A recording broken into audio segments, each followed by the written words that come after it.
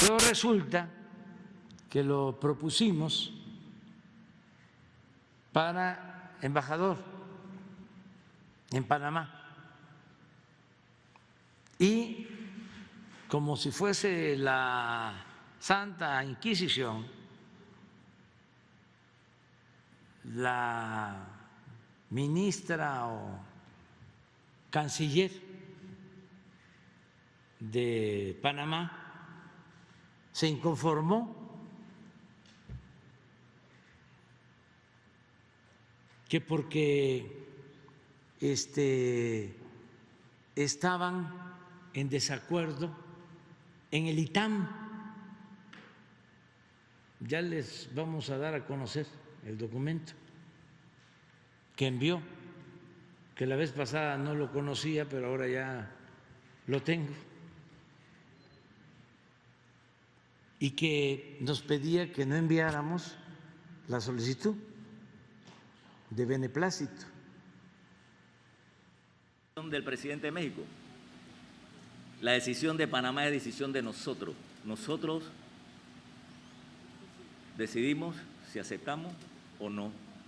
a un embajador, así como ellos decidieron aceptar el de nosotros, que es muy buen embajador. Eso es bien importante. Pero desde el punto de vista de Panamá, nosotros somos respetuosos no solamente de México, de todos los países. Y nosotros exigimos respeto para Panamá. El respeto se gana. Y eso es lo que nosotros exigimos, tanto del presidente de México como de cualquier otro país. Nosotros somos respetuosos y esperamos lo mismo de cualquier otro país. La canciller de Panamá es una gran profesional. Tiene todo mi respaldo y mi...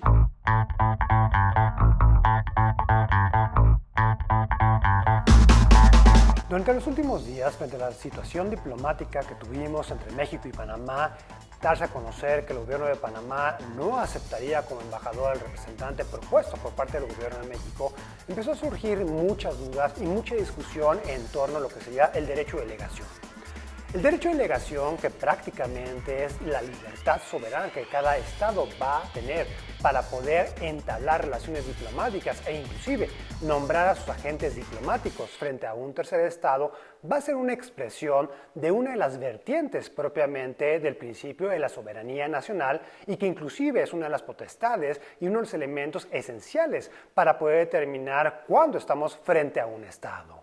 Uno de los 4 elementos esenciales dentro de la Convención de Montevideo, a través de la cual se define cuándo propiamente estamos frente a un ente soberano, es la capacidad del mismo de entablar relaciones con otros pares, dígase otros entes soberanos. Dicho esto, el derecho de delegación muchas veces es confundido como una potestad absoluta, literalmente, donde los estados receptores no van a tener un qué decir respecto al jefe de la misión que está proponiendo el tercer estado o el estado acreditante.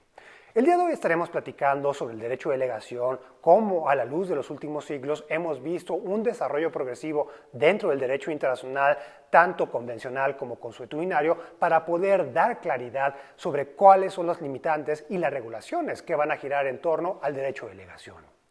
Para poder entender propiamente el derecho de delegación, es muy importante remontarnos a lo que hemos platicado en otras cápsulas, a la forma, a la praxis a través de la cual se han desarrollado los usos y costumbres diplomáticas. Para poder entender propiamente la figura de los embajadores, de los diplomáticos en general, es muy importante reconocer cómo esos en un primer momento, cuando apenas estábamos hablando de aldeas, de reinos, de poblados, los mismos iban a ser mensajeros. En un primer momento teníamos la problemática que estos no iban a contar con ninguna protección e inclusive cuando estaban dando un mensaje de carácter bélico, por lo general el desenlace siempre iba a ser trágico respecto al mensajero. De ahí explicábamos que derivaba la frase popular de no mates al mensajero y cómo de esta frase propiamente tenemos el desarrollo de la inmunidad diplomática y la inviolabilidad personal que hoy tenemos dentro de la Convención de Viena sobre Relaciones Diplomáticas y también en la Convención de Viena sobre Relaciones Consulares. Pero antes ya de estar en esa codificación moderna,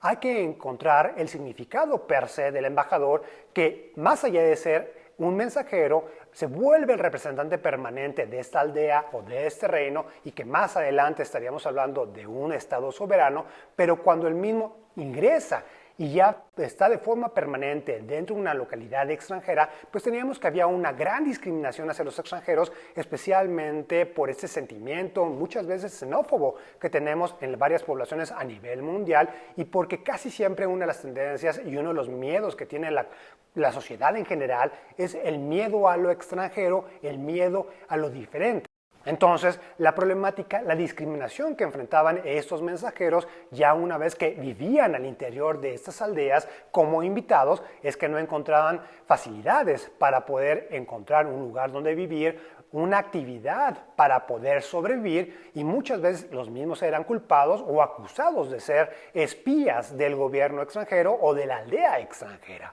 De ahí que poco a poco se fueran configurando estas protecciones adicionales y de igual manera que se fuera generando este uso diplomático en el sentido de que en un primer momento se le tiene que preguntar al Estado receptor, en otras palabras, a la aldea, al reino que iba a permitirle a este individuo vivir entre sus cuatro paredes o al interior del reino sobre si estaba de acuerdo o no con la personalidad que esta aldea o este poblado extranjero estaba enviando. De ahí que vamos a trasladarnos a la codificación, a una de las obras del padre del derecho internacional, Hugo Grocio, el cual escribía en 1625 el segundo volumen de su libro del derecho de la guerra y de la paz, donde claramente hablaba del derecho de legación, el cual claramente tenía una limitante donde se señalaba que no siempre aquella persona que fuera propuesta como un embajador iba a ser recibido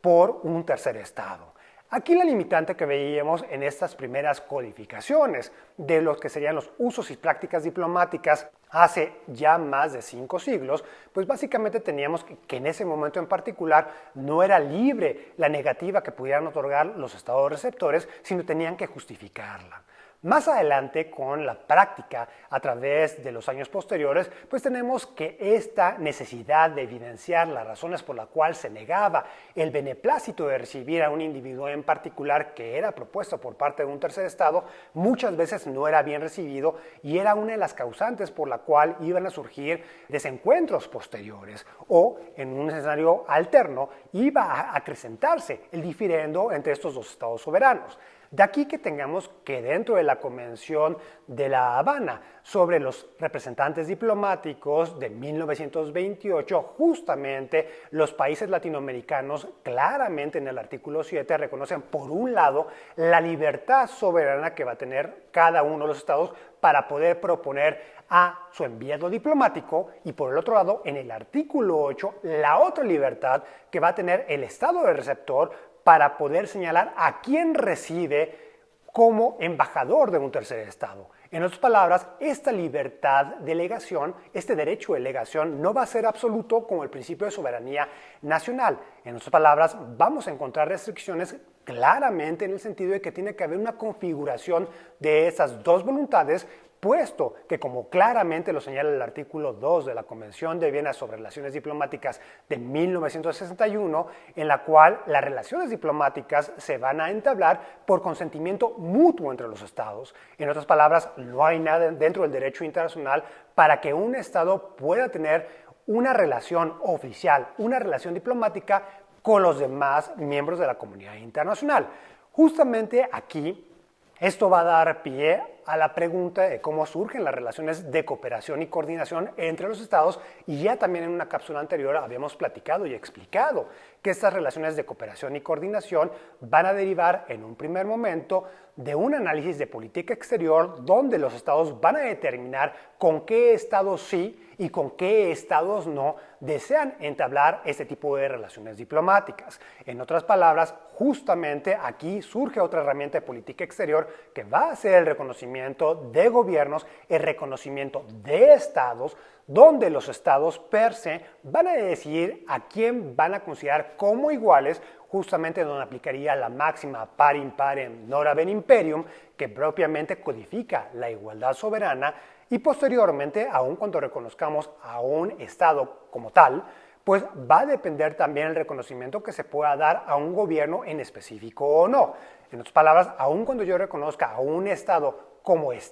ente soberano, eso no significa que yo voy a cooperar, coordinarme y entablar relaciones diplomáticas con todos los gobiernos que ese Estado pueda tener. Justamente en los últimos meses teníamos esta discusión propiamente en el surgimiento del grupo talibán como el gobierno oficial dentro de Afganistán, el cual llega propiamente al poder después de que Estados Unidos desalojara el territorio afgano tras 20 años de ocupación. En esos primeros momentos, cuando el grupo talibán llega ya al poder en Afganistán, la pregunta que todos hacían dentro de las Naciones Unidas era si se iba a reconocer como representantes diplomáticos propiamente los representantes nombrados por el grupo talibán. Aquí la respuesta pues, nos la podemos encontrar un poco en lo que sería el texto del artículo 38, numeral 1, inciso C del Estatuto de la Corte Internacional de Justicia, cuando nos habla de las naciones civilizadas y los principios generales del derecho que surgen de las mismas. Justamente el concepto de naciones civilizadas, si bien es cierto,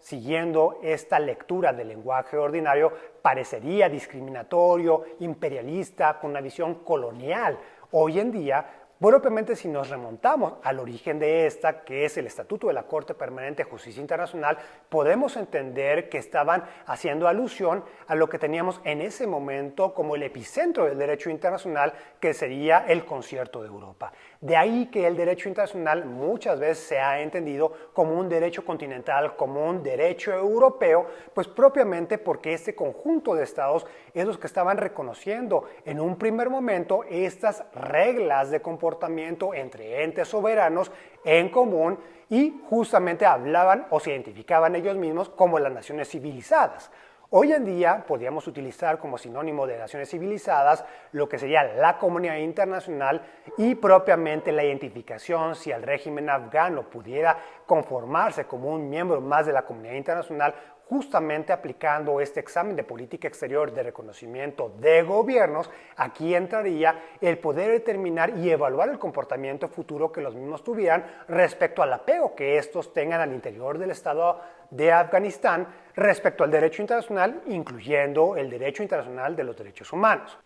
Aquí el gobierno de México, uno de los pilares esenciales de política exterior, justamente es la doctrina de Estrada, en la cual se critica arduamente el ejercicio de política exterior por parte de terceros estados de reconocimientos de gobierno, ya que consideran que es una agravante a la dignidad de todos los estados el hecho de que estar sujetos a una evaluación para poder determinar si los estados deciden cooperar con el mismo. Aun cuando el gobierno de México considera esto como una injerencia en su política interna, es muy importante señalar que este repudio no se extiende en el resto de los demás estados y los demás estados sí van a utilizar al día de hoy como una herramienta de política exterior este reconocimiento de gobiernos, el cual puede llegar a ser muy útil justamente cuando tenemos ejercicios de guerra civil, de rebeliones al interior de terceros estados y propiamente los estados van a definir con quién sí desean coordinarse, a quién sí van a reconocer como autoridad nacional y propiamente ahí derivaría los ejercicios de cooperación y coordinación entre los estados. Justamente lo mismo va a suceder dentro del ámbito diplomático a través del ejercicio del derecho de delegación, el cual claramente en todas estas codificaciones que hemos hablado en un primer momento, en los escritos de Hugo Grocio, el cual sería clasificado como fuente del derecho internacional a la luz del artículo 38, numeral 1, inciso D, como la opinión de los más altos publicistas, en el sentido de que era un codificador de la norma existente en ese entonces, la cual sirvió también como base fundamental posteriormente para la codificación que ya tenemos en la Convención de La Habana y que más adelante en la década de los 60, durante el siglo pasado, ya encontramos actualizada dentro de la Convención de Viena sobre relaciones diplomáticas. Aquí propiamente esto va a obligar a los estados, los cuales es muy importante destacar que sí van a tener la libertad de proponer como jefe de misión a quien ellos quieran. Sin embargo, sí va a tener una limitante de que el estado receptor, donde va a ser esta persona establecida de forma permanente como representante diplomático del estado, hacer una evaluación para poder determinar si justamente su perfil es del agrado de los mismos. Y es muy importante señalar que el derecho internacional al día de hoy no establece una obligación por la cual tengan que justificar una eventual negativa a lo que sería al placer, al agrément, o en español al asentimiento propiamente de la propuesta del nombramiento. Justamente la Convención de Viena sobre Relaciones Diplomáticas señala que el Estado acreditante debe de asegurarse de recibir el asentimiento propiamente de las autoridades del Estado receptor respecto a la propuesta de nombramiento de titular de misión que ellos están haciendo. Si bien es cierto, esta limitante la podemos encontrar propiamente sobre solamente la figura del embajador, es muy importante destacar que también la Convención de Viena sobre Relaciones Diplomáticas establece limitantes para aquellos funcionarios diplomáticos los cuales van a realizar labores de agregados legales, agregados navales, agregados militares, agregados de procuración de justicia, los cuales no propiamente cubren con el perfil 100% del oficio diplomático natural, sino van a realizar labores muy específicas. En estos casos, si bien es cierto, no se va a necesitar autorización previa, claro que va a tener el derecho el Estado receptor de vetar a los mismos. También es muy importante señalar que esto, procesalmente hablando, no solamente va a abarcar el periodo antes de que el diplomático ya llegue al Estado receptor, sino también a posteriori. Nada más que a posteriori ya no vamos a tener el asentimiento per se, sino aquí va a entrar la figura de la persona non grata. En otras palabras, el Estado en un primer momento, el Estado receptor, tiene que determinar que la propuesta del Estado enviante es grata para ellos y en cualquier momento, una vez de que la acepten, pueden decretar que es una persona non grata. Aquí las discusiones tradicionalmente van a tener lugar de manera confidencial justamente para evitar un desencuentro mayor entre los entes soberanos. En otras palabras, no siempre va a ser bienvenida una negativa por parte de un tercer estado y justamente para evitar una humillación pública, pues estos nombramientos siempre se van a tratar con carácter confidencial para propiamente que esto no vaya a ser utilizado como una veta política para los grupos de oposición al interior de los estados o también para que no se vaya a contaminar con otros factores justamente este tipo de propuestas.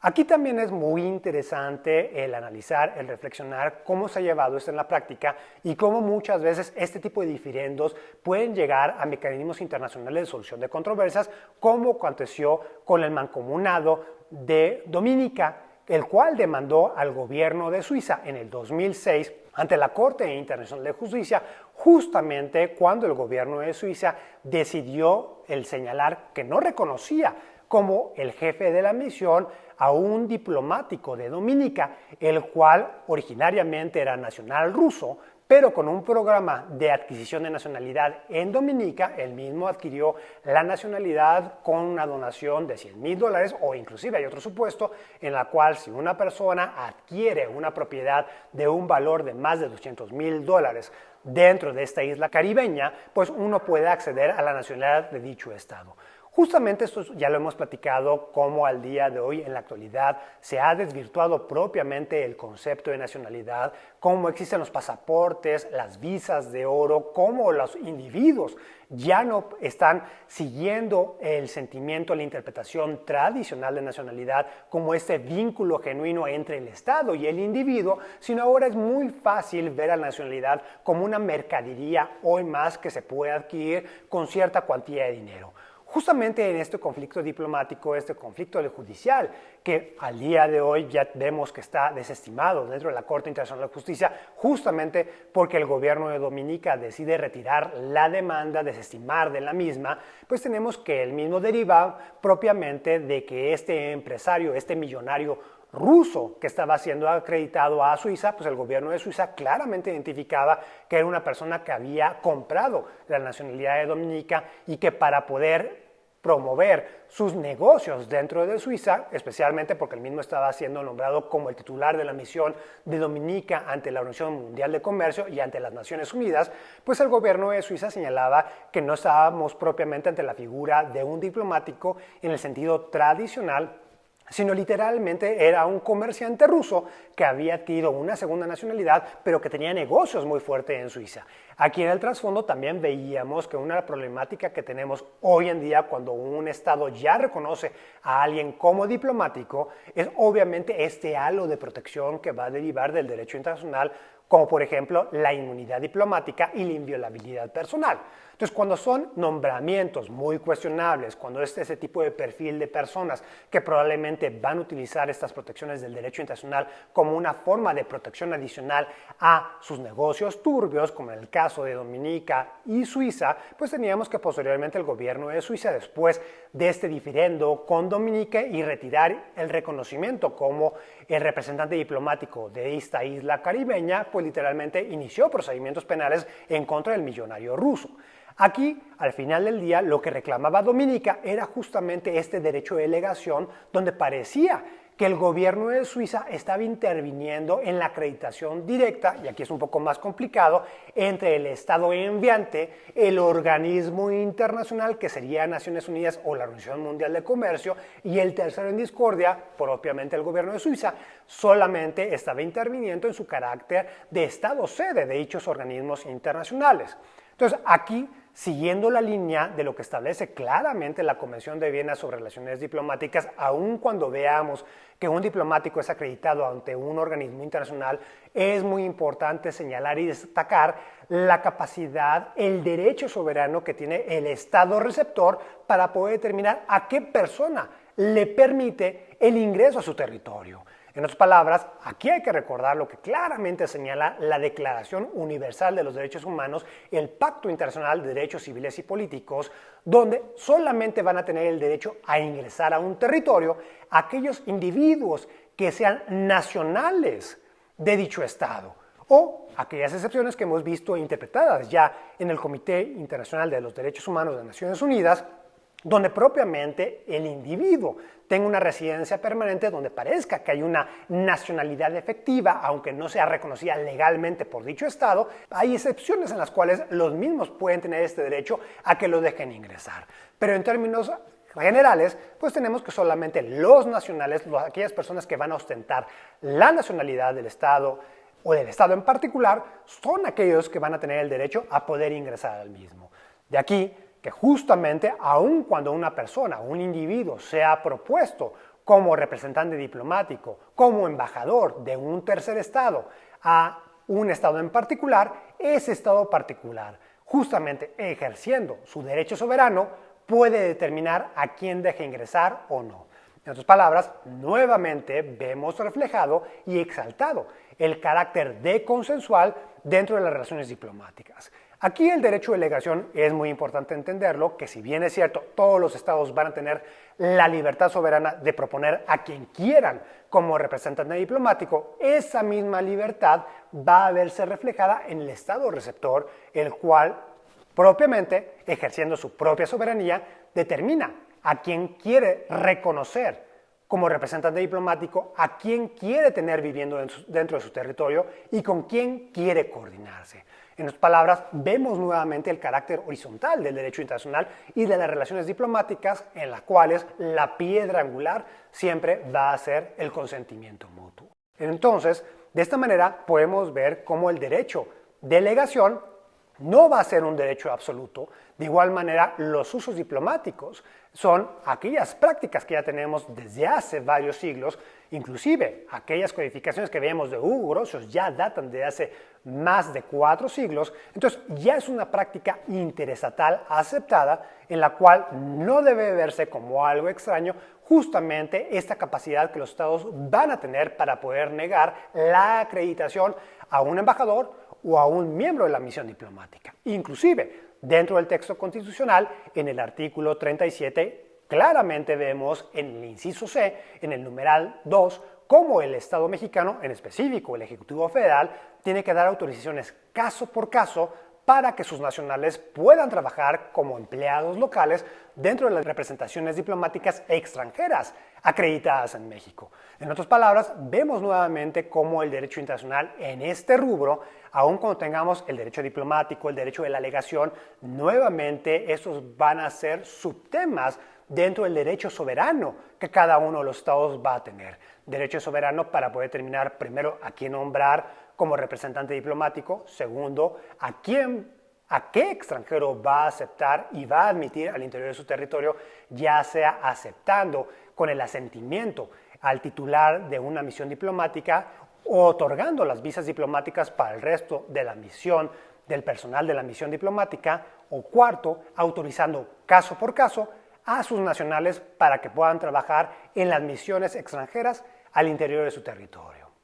Con esto, espero que haya quedado un poco más claro. El derecho de delegación que van a tener los estados no hay que confundirlo como una potestad absoluta, soberana de los estados que proponen, de los estados enviantes, sino también hay que reconocer el derecho, esta soberanía absoluta que van a tener los estados receptores. Muchísimas gracias por su atención. No olviden dar like al video, dejarme sus comentarios y suscribirse al canal. Hasta la próxima.